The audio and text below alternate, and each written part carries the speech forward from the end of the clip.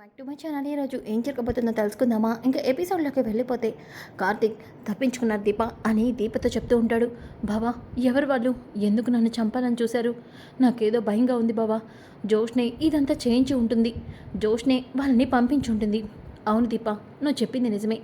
నిన్ను చంపాలన్న అవసరం జోష్నకి తప్ప ఎవరికీ లేదు. జోష్నే ఈ పని చేయించింది. బావా, జోష్న నన్నే చంపాలనుకుందా అంటే రేపు అమ్మ ప్రాణాలను కూడా తీయడానికి సిద్ధపడుతుంది. నాకు భయంగా ఉంది బావా. మనం అమ్మని బ్రతికించుకోగలమా అని వెనకాలనే జోష్న భయపడి అందరి ముందు నిజం చెప్పేస్తుందని అనుకున్నాను. కానీ జోష్నని చూస్తూ ఉంటే తను ఎంతకు తెగిస్తుందో ఈరోజు నా కళ్ళతో నేను చూశాను. చూడు దీపా, జోష్న చేసిన ఈ పనికి ఖచ్చితంగా రేపు జోష్నకి బుద్ధి చెప్తాను. అవును, ఇంకొకసారి నీ జోలికి రావాలంటే జోష్న భయపడేలా చేస్తాను. బావా, ఏం మాట్లాడుతున్నావు నువ్వు? అవును మరదలా, నీకు కూడా తెలియని పని ఒకటి నేను చేశాను. రేపు అదేంటో అందరి ముందు బయటపడుతుంది. నువ్వు సైలెంట్గా ఉండు. రేపు జోష్నకి నేను దిమ్మ తిరిగి షాక్ ఇస్తాను. ఇంకొకసారి జోష్న నీ దగ్గరికి రావాలన్నా భయపడేలా చేస్తాను. చూస్తూ ఉండు అని చెప్పేసి కార్తీక్ అయితే అంటాడు. ఇక ఉదయం అవుతుంది. ఉదయం అయిన తర్వాత జోష్నకైతే ఇక ఆ రౌడీలు ఫోన్ చేస్తారు. మేడం మేడం అని అంటూ ఉంటే, ఏంట్రో ఎందుకంత కంగారు పడుతున్నారు? రాత్రి నుంచి ఫోన్ చేస్తుంటే మీ ఫోన్ స్విచ్ ఆఫ్ వస్తుంది. మేడం, అది రాత్రి ఏం జరిగిందంటే అని రౌడీలు దీపని మిస్ చేసిన విషయం, అలాగే కార్తీక్ వెంట పడిన విషయం అంతా కూడా చెప్తారు. ఏంట్రా మీరు అంటుంది? అంటే బావ మిమ్మల్ని చూసేశాడా? లేదు మేడం, నేను మంకీ క్యాప్ పెట్టుకున్నాను. కొంచెంలో మిస్సు, తప్పించుకొని పారిపోయాం. ఆయన మమ్మల్ని చూడలేదు. అవునా? నేను చెప్పాను కదరా, ఒక ఆడదాన్ని కూడా చంపలేకపోయారన్నమాట. ఛీ, మిమ్మల్ని నమ్ముకొని చాలా తప్పు చేశాను. మేడం, అది కాదు మేడం. సరే కానీ అక్కడ మా నాన్న దాస్ ఎలా ఉన్నాడు? మేడం, అది ఏంటి అంతసేపు నానుస్తున్నారు? చెప్పండి. సారీ మేడం, మీ నాన్నగారు దాసుగారు కూడా తప్పించుకున్నాడు. ఏంట్రా మీరు వాగుతుంది? అవును మేడం, ఆ దాసు రాత్రి మేము ఇక్కడికి వచ్చేసరికి తప్పించుకున్నాడు మేడం. అదేంటి, కాళ్ళు చేతులు కట్టేసరిగా బయట గడి పెట్టి లాక్ చేశారు కదా, ఆయన తప్పించుకోవడం ఏంటి? మాకు అదే అర్థం కాలేదు మేడం. మేము వచ్చేసరికి బయట విండో తలుపులు ఓపెన్ అయి ఉన్నాయి మేడం. అందులోంచి తప్పించుకుని ఉంటాడు మేడం. రాత్రంతా వెతికాం కానీ ఎక్కడ కూడా కనిపించలేదు. బా, ఇదేంట్రా, మిమ్మల్ని నమ్ముకొని అనవసరంగా మీకు ఇలాంటి పని అప్పగించాను. ఖచ్చితంగా వాడు మా ఇంటికే వస్తాడు. మా తాతతో నిజం చెప్పడం కోసం ఇక్కడికే వస్తాడు. మీరు స్పీడ్గా మా ఇంటికి వచ్చేయండి. ఆ దాసు కనిపిస్తే వాడిని తీసుకొని వెళ్ళిపోదురా. సరే మేడం అని చెప్పేసి ఇక రౌడీలు బయలుదేరుతూ ఉంటే ఇక జోష్న, దాసు ఇలా తప్పించుకున్నావేంటి? ఇప్పుడు నా పరిస్థితి ఏమవుతుంది? ఒకవేళ దాసు ఇంటికి వస్తే అందరి ముందు నిజం చెప్తాడు. నిన్న రిపోర్ట్స్ తేడాగా రావటం, ఈరోజు దాసు చెప్పిన మాటలు అందరూ కూడా నమ్మేస్తారు. నన్ను ఈరోజు ఎవరు కూడా కాపాడలేరు అని జోష్న కంగారు పడుతూ ఉంటే అప్పుడే పారిజాతం జోష్న వెనక నుంచి జోష్న మీద చేయిస్తుంది. ఒక్కసారిగా జోష్న ఉలిక్కి పడుతుంది. ఏమైంది? పట్టపగల ఇలా భయపడుతున్నావు? గ్రానీ నువ్వా? నేనే. ఏమైంది? ఎందుకలా టెన్షన్ పడుతున్నావు? ముఖంలో ఆ చెమటలేంటి? అది గ్రానీ, అది ఏమైంది? మాట్లాడవేంటి? ముందు నువ్వెందుకు వచ్చావు చెప్పు. మీ తాత ఎందుకనో కోపంగా ఉన్నాడు. అర్జెంటుగా నిన్ను కిందకి రమ్మని చెప్పాడు. అది చెప్దామనే వచ్చాను. ఏమైంది? ఏం జరిగింది? కొంపతీసి మీ తాత ఆ రిపోర్ట్స్ని వేరే హాస్పిటల్కి పంపించాడా? వాళ్ళు కూడా నువ్వు సుమిత్ర కూతురు కాదని తేల్చి చెప్పేశారా? అందుకే మీ తాత కోపంగా ఉన్నాడా? అందుకే నువ్వు టెన్షన్గా ఉన్నావా? గ్రానీ, ఇన్ని అనుమానాలా? నువ్వు ఒక్కొక్కటి నాకు టెన్షన్ తెప్పించే మాట అడుగుతున్నావు. తాత ఎందుకు పిలుస్తున్నాడో నాకు తెలీదు. అలాగే ఇప్పుడు నువ్వు అడిగే ఏ ప్రశ్నకి నేను సమాధానం చెప్పలేను. ముందు కిందకి పద అని చెప్పేసి జోష్న అలాగే పారిజాతం ఇద్దరు కూడా కిందకైతే వస్తారు. ఇక కిందకి రాగానే అక్కడ కార్తీక్ అలాగే దీప ఉంటారు. వాళ్ళిద్దరిని చూసిన జోష్న ఒక్కసారిగా షాక్ అవుతుంది. ఇక శివనారాయణ కూడా కోపంగా ఉంటాడు. ఇదేంటి, బావ తాత దగ్గర నుంచి ఉన్నాడేంటి? దీప కూడా ఇక్కడే ఉందేంటి? రాత్ర దీపం మీద జరిగిన అటాక్ గురించి బావ తాతతో చెప్పాడా? తాతకి అది నేనే చేయించానని తెలిసిందా? అందుకే నన్ను పిలుస్తున్నాడా? అలా ఎలా తెలుస్తుంది అని జోష్న ఆలోచిస్తూ ఇక కిందకైతే వస్తుంది. ఇక శివనారాయణ జోష్న అని గట్టిగా అరుస్తాడు. దాంతో జోష్న, తాత ఏమైంది? ఏమైందా? రాత్రి దీపం మీద అటాక్ జరిగిందంట. కొంచెం ఉంటే దీపని వాడు కత్తితో పొడిచేవాడంట. అని వెనకాలనే పారిజాతం ఒక్కసారిగా షాక్ అవుతుంది. అలాగే దశరథ కూడా అక్కడికి వస్తాడు. ఏంటి నాన్న నువ్వు అంటుంది? దీపం రాత్రి కత్తితో పొడవబోయారా? అవును అని వెనకాలనే ఒక్కసారిగా జ్యోత్స్న, తాత అయితే నువ్వు నాతో ఎందుకు చెప్తున్నావు? చెప్పాల్సింది నీతోనే కదా అని వెనకాలనే ఒక్కసారిగా అక్కడ ఉన్న కార్తీక్ కూడా జ్యోత్స్న వైపు కోపంతో చూస్తూ ఉంటాడు. ఇక జ్యోత్స్న అయితే తాతకి నిజం తెలిసిపోయిందా, అందుకే అలా మాట్లాడుతున్నాడా అని చెప్పేసి జ్యోత్స్న టెన్షన్ పడుతూ, తాత నువ్వేమంటున్నావో నాకు అర్థం కావట్లేదు. నేనేమంటున్నానో అర్థం కావట్లేదా? చెప్తాను విను. గతంలో దీపం మీద అటాక్ చేసింది ఎవరో కాదు, ఆ గౌతమ్ మనిషి. ఇప్పుడు కూడా దీపం మీద అటాక్ జరిగిందంటే ఖచ్చితంగా వాడే చేయించుంటాడని నాకు అనిపిస్తుంది. అందుకే వాడిని పోలీసులతో చెప్పి అరెస్ట్ చేయించమని చెప్పాను. అసలు వాడెందుకు దీపం చంపాలనుకుంటున్నాడో తెలుసుకోవాలనుకుంటున్నాను అని వెనకాలనే ఒక్కసారిగా జ్యోత్స్నకి చెమటలు పడతాయి. ఇదేంటి బావ నన్ను ఇలా ఇరికించాడు? ఇప్పుడు ఆ గౌతమ్ గారిని అరెస్ట్ చేస్తే గతంలో దీపాన్ని చంపాలని చూసింది నేనే అని, అలాగే దీపం మీద అటాక్ జరిపించింది కూడా నేనని చెప్తాడు. అప్పుడు వాడితో పాటు నేను కూడా జైలుకి వెళ్లాల్సి వస్తుంది అని చెప్పేసి టెన్షన్ పడుతూ ఉంటే పారిజాతం, దానికి జ్యోత్స్న ఏం చేస్తుందండి? మీరు జ్యోత్స్నని ఎందుకు తిడుతున్నారు? ఎందుకంటే ఇదంతా జరిగింది జ్యోత్స్న వల్లే కదా తాత అని వెనకాలనే, అవును వాడిని ఎంగేజ్మెంట్ చేసుకుంటానని చెప్పింది నువ్వే, దానివల్లే కదా ఇదంతా జరిగింది అని అంటూ ఉంటే ఇక దశరథ, నాన్న జరిగింది ఏదో జరిగిపోయింది, ఇక వదిలే. గౌతమ్ని ఎలాగో అరెస్ట్ చేయించమని పోలీసులతో చెప్తానన్నావు కదా.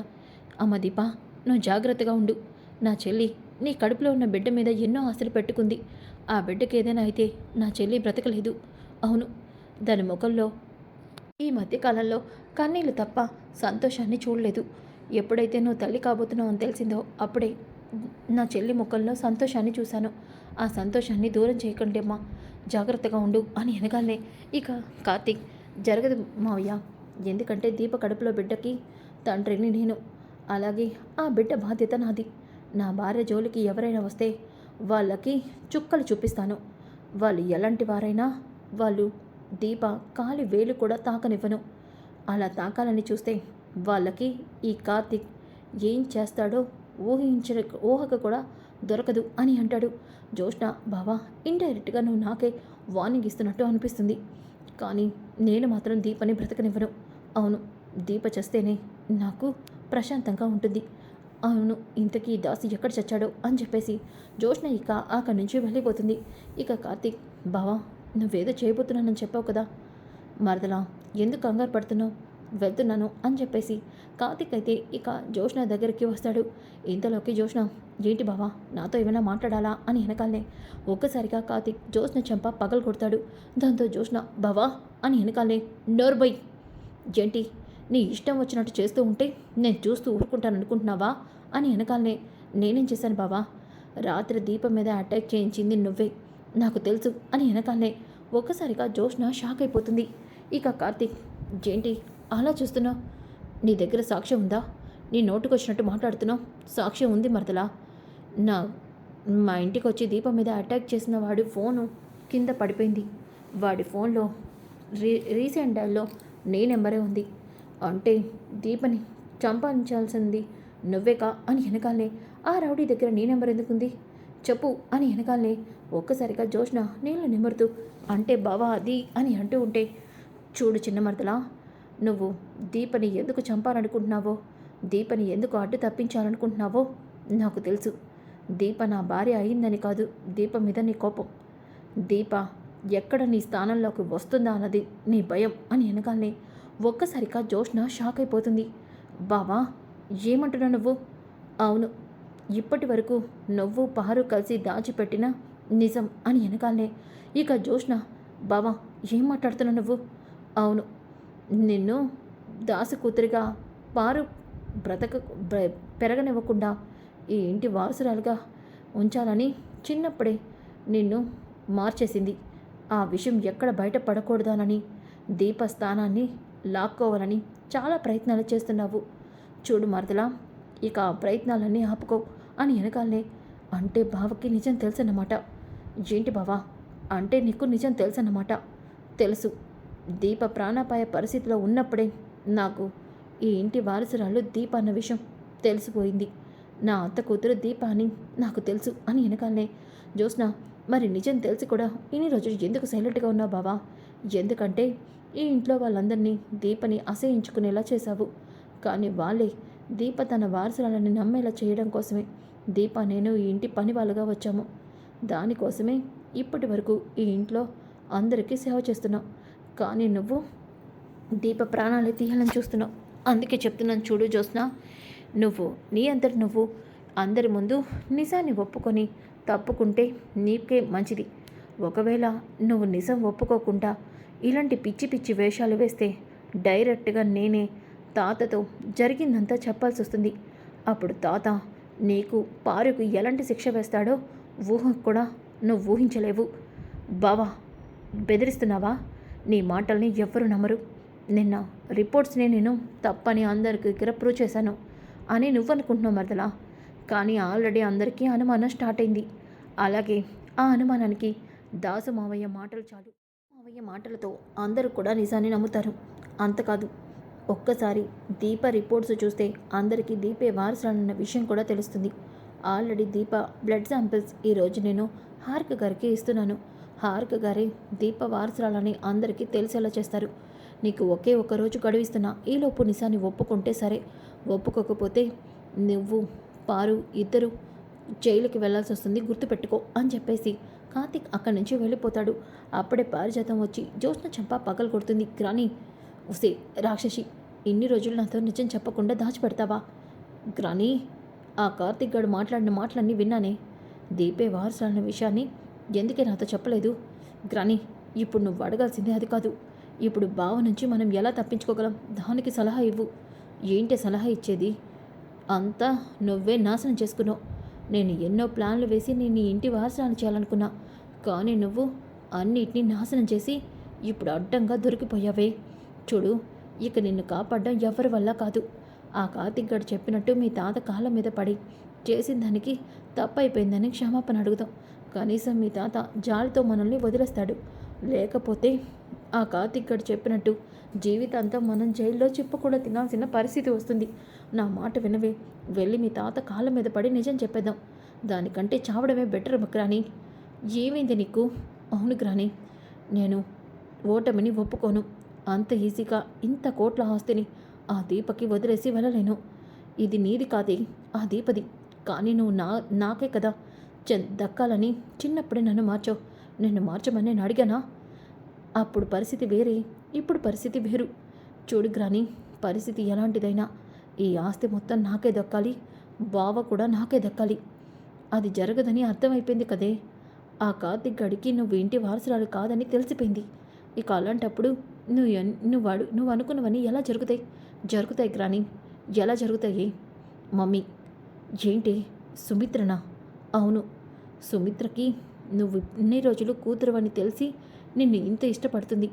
అదే నువ్వు కన్న కూతురు కాదని తెలిసిన మరుక్షణం సుమిత్రని మొహం కూడా చూడదు. తెలుసు గ్రాని, కానీ మమ్మీతో నేను తన కన్న కూతురు కాదని ఎవరైనా చెప్తారా? అలా చెప్తే మమ్మీ తట్టుకోగలదా? ఏంటి అని అంటుంది. అవును గ్రాని, ఒకవేళ బావ నా గురించి నిజం చెప్పించాలని ట్రై చేస్తున్నా ఎలా తప్పించుకోవాలో నాకు బాగా తెలుసు. అవును, బావకి తెలీదు నేను ఏం చేయబోతున్నానో అని చెప్పేసి జ్యోత్స్న మనసులో అనుకుంటుంది. ఇక జ్యోత్స్న ఏం చేయబోతుంది అని పారిజాతం కూడా టెన్షన్ పడుతూ ఉంటుంది. ఇక ఇంతలోకి అప్పుడే అక్కడికి డాక్టర్ వస్తుంది. రాగానే ఇక ఇంట్లో వాళ్ళందరూ కూడా, దశరథ, డాక్టర్ని నువ్వు పిలిపించావా అని శివనారాయణ అంటాడు. అవును నాన్న అని వెనకాలనే ఇక సుమిత్ర అలాగే కార్తీక్ అందరూ కూడా హాల్లోకి వస్తారు. రాగానే కార్తీక్, జ్యోత్స్న, ఈరోజు నువ్వు నిజం ఒప్పుకొని తీరాల్సింది అని మనసులో అనుకుంటాడు. ఇక దశరథ్ అయితే, డాక్టర్ చెప్పండి, ఆ రిపోర్ట్స్లో ఏమున్నాయి? దశరథ్ గారు, మీరు నాకు ఇచ్చిన రిపోర్ట్స్ని మేము చెక్ చేసాం. ఈ రిపోర్ట్స్ ప్రకారం ఈ బ్లడ్ శాంపిల్స్ ఈ పేషెంట్ బ్లడ్ శాంపిల్స్ మ్యాచ్ అవ్వలేదు. అంటే వీళ్ళ మధ్య ఎటువంటి రక్త సంబంధం లేదు. వీళ్ళిద్దరూ ఒకరికి ఒకరు ఏమీ కారు అని అంటాడు. ఒక్కసారిగా ఆ మాట విన్న సుమిత్ర అలాగే దశరథ, శివనారాయణ, కార్తీక్, దీప షాక్ అయిపోతారు. ఇక దశరథ, ఏంటి నువ్వంటుంది? అవునన్నా, నిన్న డాక్టర్ హారిక గారు ఇచ్చిన రిపోర్టు రాంగ్ అని పిన్ని అలాగే జ్యోత్స్న అన్నారు కదా, అందుకే నాకు తెలిసిన డాక్టర్తో రిపోర్ట్స్ని మళ్ళీ చెక్ చేయించాను అని వెనకాలనే దశరథ గారు, ఇదిగోండి రిపోర్ట్స్. 100% వీళ్ళిద్దరి మధ్య ఎటువంటి రక్త సంబంధం లేదు అని డాక్టర్ వెళ్ళగానే ఒక్కసారిగా సుమిత్ర కుప్పకూలిపోతుంది. అక్కడే ఉన్న దశరథ సుమిత్ర సుమిత్ర అని వెనకాలనే పారిజాతం అమ్మ బాబోయ్, దీని దరిద్రం ఇంత దారుణంగా ఉంటుందనుకోలేదు. దశరథకి సుమిత్రకి శివనారాయణకి నిజం తెలిసిపోయింది. ఇక కార్తిక్ గడు దీపే అసలు వారసురాలన్న విషయం కూడా బయట పెట్టేస్తాడేమో అని అనుకుంటూ ఉంటే ఇక జోష్న అప్పుడే అక్కడికి వస్తుంది. ఇక ఒక్కసారిగా నో, నేను ఇంటి వారసురాల్ని కాదా, నేను ఇంటి వారసురాల్ని కాదా, నేను మమ్మీ డాడీ మీరు కాదా, నేను మీకేమీ కానా అని అనగానే సుమిత్ర అలాగే దశరథ జోత్స్న మేము చెప్పేది వినమ్మా, నో డాడీ నో, నేను ఎన్ని రోజులు మీ కన్న కూతుర్ని అనుకున్నాను, ఈ ఇంటి వారసురాల్ని, నువ్వు మా తాతవి అనుకున్నాను, కానీ నాకు మమ్మీకి ఈ సంబంధం లేదా, నేను మీ కన్న కూతుర్ని కాదా, నేను నమ్మలేను, నేను నమ్మను, నేను మీ కన్న కూతుర్ని కాదు అన్నప్పుడు ఇక నేను బ్రతకడం అనవసరం, నేను ఇప్పుడే చేస్తాను అని అంటుంది. ఒక్కసారిగా దీప బావా జోష్నేంటి మళ్ళీ ఏదో నాటకం మొదలు పెడుతుంది, అవును మరదలా జోష్న ఇలాంటి నాటకం ఆడుతుందని అసలు ఊహించలేదు అని అనుకుంటూ ఉంటే పారిజాతం జోష్న అలా మాట్లాడకు, లేదు కానీ నేను ఇంటికి ఏమీ కాను, అలాంటప్పుడు నేను బ్రతకను అని జోష్న చచ్చిపోతాను అంటూ పైకి వెళ్ళిపోయి డోర్ వేసుకుంటుంది. ఇక జోష్న మనసులో మమ్మీ డాడీ డాక్టర్ని పిలిపిస్తున్నాడని నాకు తెలుసు, అలాగే నిజం బయటపడినా నేను ఎలా తప్పించుకోవాలో కూడా నాకు తెలుసు బావా అని అనుకుంటూ ఉంటే ఇక కార్తిక్ అలాగే దీప సుమిత్ర దశరథ అందరూ కూడా పైకి వస్తారు. అమ్మ జోష్న డోర్ తీయమ్మా, ఎవరు ఎన్ని చెప్పినా నువ్వే మా కూతురివి, అవును నువ్వు మా కన్న కూతురువమ్మా, మేము నమ్ముతున్నాం, తలుపు తీయమ్మా, నీకేదైనా అయితే ఈ తల్లి తట్టుకోలేదు, జోష్న తలుపు తీయమ్మా అని సుమిత్ర ఒక్కసారిగా ఏడుస్తూ ఉంటే దశరథ జోష్న అవును, ఎవరు ఏం చెప్పినా మీ మధ్య రక్త సంబంధం లేకపోయినా నిన్ను పెంచింది మేమే, అలాంటప్పుడు నువ్వే మా కన్న కూతురివి, మా మాట వినమ్మా, తలుపు తీయు అని వెనకాలనే ఇక జోష్న తలుపు తీసి మమ్మీ డాడీ నేను మీ కన్న కూతుర్నే కదా, అవునమ్మా నువ్వు మా కన్న కూతురివి అని చెప్పేసి అంటూ ఉంటారు. ఇక దశరథ అలాగే సుమిత్రని చూసిన దీప ఏడుస్తూ అక్కడి నుంచి వెళ్ళిపోతుంది. దీప ఏమైంది బావా, చూసావా జోష్న మళ్ళీ అందరినీ మాయ చేస్తుంది, మోసం చేస్తుంది, అందరికీ ఎప్పుడు నిజం తెలుస్తుంది, ఎప్పుడు నేను వాళ్ళ కన్న కూతురని తెలుస్తుంది, మా అమ్మని ఎలా బ్రతికించుకోవాలి, దీపా నువ్వేమీ టెన్షన్ పడద్దు, వీటన్నిటికీ ఎలా ముగింపు పలకాలో నాకు తెలుసు అని కార్తీక్ అంటాడు. ఇంకా ఒక పక్కన జోష్న చాలా మనసులో సంతోషపడుతుంది. బావా జరిగిందని బట్టి నువ్వెప్పటికీ నిజం చెప్పలేవు అని చెప్పేసి అనుకుంటూ ఉంటుంది. ఇక అప్పుడే దాసు ఇంటికి వస్తాడు. వదినా దశరథన్నయ్య అని వెనగానే జోష్న షాక్ అయిపోతుంది. వీడేంటి ఇప్పుడు వచ్చాడు, దాసు అన్నయ్య జోష్న ముసలి కన్నీళ్ళకి జోష్న నాటకాలకి మీరు నమ్మద్దు, అవును జోష్న మీరందరూ అనుకున్నట్టు చెడ్డది, మీ కన్న కూతురు కాదని నా కూతురికి ముందే తెలుసు, దసు నువ్వేమంటున్నావు, అవునన్నయ్య జోష్న నా కన్న కూతురు, ఈ విషయం జోష్నకి అలాగే మా అమ్మ పారిజాతానికి ముందే తెలుసు అని వెనకాలనే శివనారాయణ దాసు ఏం మాట్లాడుతున్నావు, అవును సార్ ఇన్ని రోజులు మీకు చెప్పని నిజం ఇది, నా కూతురు చిన్నప్పుడే చనిపోయిందని మా అమ్మ మీతో అబద్ధం చెప్పింది, ఆనాడే బిడ్డల్ని మార్చి మా అమ్మ సుమిత్ర వదినకి దశరథ అన్నయ్యకి తన కూతుర్ని దూరం చేసింది, సుమిత్ర వదినకి ఈ విషయాన్ని చెప్పకుండా మాయ చేసింది, జోష్న నా కన్న కూతురు అన్న విషయం మా అమ్మకి జోష్నకి కూడా తెలుసు, అలాగే సుమిత్ర వదిన కన్న కూతురు ఈ ఇంటి వారసురాలు దీప, ఇదే విషయం ఎక్కడ బయటపడుతుందన్న భయంతోనే దీపని చంపాలని చూసింది జోష్న, ఇప్పుడు కూడా ఎక్కడ నిజం బయటపడుతుందన్న భయంతో మీతో నాటకాలు ఆడుతుంది, అవును ఈ నిజం నేను చెప్తానని నా ప్రాణాలు కూడా తీసింది, నన్ను రౌడీలతో కిడ్నాప్ కూడా చేయించింది, దీని ముసలి కన్నీళ్ళని నమ్మద్దు వదిన, మీరు మోసపోవద్దు, జోష్న మీరందరూ అనుకున్నట్టు అమాయకురాలు కాదు, రాక్షసి, నమ్మద్దు అని వెనకాలనే ఒక్కసారిగా శివనారాయణ దశరథ అందరూ కూడా షాక్ అవుతారు. ఇక కార్తీక్ మావయ్య నువ్వు నమ్మలేకపోతున్నావు కదా, కానీ దాసు మావయ్య చెప్పింది నిజం, ఏంటా నువ్వంటుంది, అవును మావయ్య దీపే మీ కన్న కూతురు, నా మరదలు, ఈ ఇంటి వారసురాలు, శివనారాయణ గారి ఏకైక మనవరాలు, దాసు మావయ్య చెప్పింది నిజం, దానికి సాక్ష్యం ఇదిగో ఇదే అని చెప్పేసి కార్తీక్ ఇక బిడ్డల్ని పారిజాతం మార్చిన వీడియోని చూపిస్తాడు. ఒక్కసారిగా అది చూసి ఇంట్లో అందరూ కూడా షాక్ అయిపోతారు. ఇక పారిజాతం వీడికి ఇదంతా ఎలా తెలుసు, బావా నన్ను ఇలా దెబ్బ కొడతామని ఊహించలేకపోయానే అని అనుకుంటూ ఉంటుంది. ఇక అది చూసిన అందరూ కూడా షాక్ అయిపోతారు.